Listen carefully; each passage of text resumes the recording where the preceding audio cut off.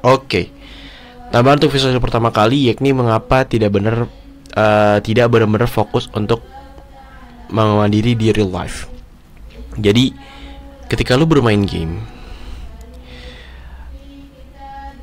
dan misal lu sedang sekolah dan itu di hari Jumat dan lu bisa bermain game, lu akan cepat-cepat untuk bermain game. Dan mengapa tidak setiap Senin sampai Minggu, yaitu 24/7, lo benar-benar fokus untuk real life lo, goals lo. Karena di sini juga di game juga berkaitan dengan real life, tapi itu di semu, dan itu ada goalsnya.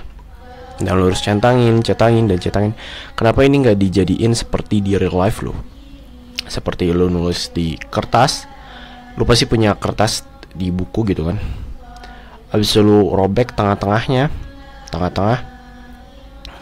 seperti lo mau bikin bola kertas gitu, dan lo pakai untuk lo main bola di sekolah lo gitu kan.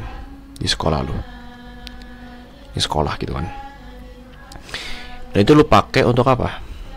Ketika lu sudah menemukan kertas tersebut, kertasnya kan jadi dua kayak gini ya. Mungkin kalian bisa potong, dan satunya kalian simpan untuk misalnya ada keadaan darurat.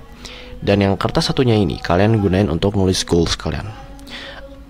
Nulis goals sampai 7 lah.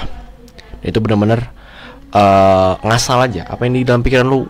Pikirannya gue mau jadi fighter, gue mau jadi YouTuber, dan hal semacamnya. Yang dalam lintas lu langsung langsung tulis aja. Walaupun itu terdengar seperti konyol dan hal semacamnya. Lalu eliminasi 4-nya, dan sisa 3-nya itu adalah goals utama lo. Dan kalau sekarang, ini dulu gue seperti ini, tapi kalau sekarang, dan mungkin lo bisa mengikutin, gue goalsnya cuma 1. Dan ya, bosan untuk semisal tidak ada bermain game. Jadi gue juga punya teman pastinya di kuliah gue, dan beberapa teman gue ada yang heran dengan diri gue kalau misalnya gue nggak bermain game. Dan bagaimana kalau gue bosan dan hal semacamnya. Gue kalau bosan ya gue baca buku, entah gue meditasi, entah gue baca buku Quran gue, atau apa tuh namanya, Rosyidun Solihun ya.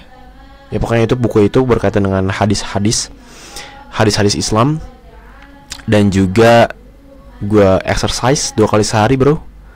Entah itu workout home, entah gue boxing, entah gue angkat beban, dan hal semacamnya. Gue membuat diri gue sibuk dengan tangan gue sendiri. Gunakan diri lu untuk memperbanyak kelas untuk latihan fisik kalian. Misal lu pergi ke gym, kalian sore bisa ke gym, paginya kelas boxing, sisanya perbanyak lu baca buku dan hal semacamnya, atau baca buku Al-Quran. So, saya benci kalau misalnya lu masih gue benci kalau misalnya lu masih bermain game. Dia membuat kesehatan mental kalian itu lemah. Jika misalnya seumpamanya, kalian hebat sudah pergi ke gym, tapi masih ada dalam diri kalian terkait dengan kebiasaan bermain game yang membuat diri kalian mental itu sakit. Entah itu, ini bukan berkaitan dengan kebiasaan bermain game doang ya, cuman ada kebiasaan nonton TikTok dan nonton durasi yang pendek. Mungkin di sela-sela di gym istirahatnya, no bro, buang-buang kebiasaan itu. Maka kemungkinan kalian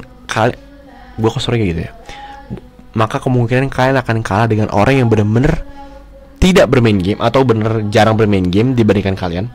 Lalu dia pergi ke gym, tapi dia ada kebiasaan stay up late, bergadang, dan juga nongkrong dengan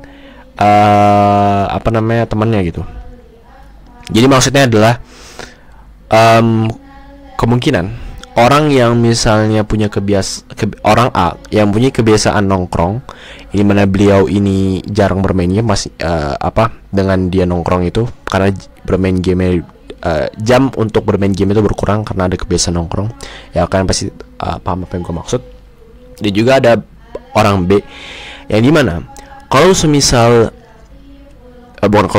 jadi orang B ini adalah orang yang bermain game itu banyak banget.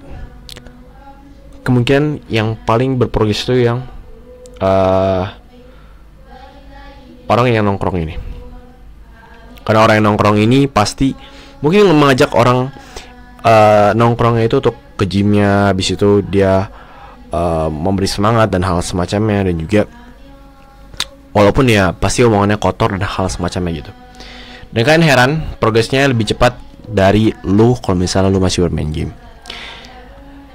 Jangan dikatakan bagaimana dengan orang yang tidak bermain game sama sekali namun benar-benar tidak ada kebiasaan buruk dalam dirinya. Of course dia akan menang dengan orang yang ini dan juga orang yang bermain game ini. Mana tuh? Orang yang bermain game ini. Mana tuh? Bermain game ini, bro. Pasti bilang akan menang.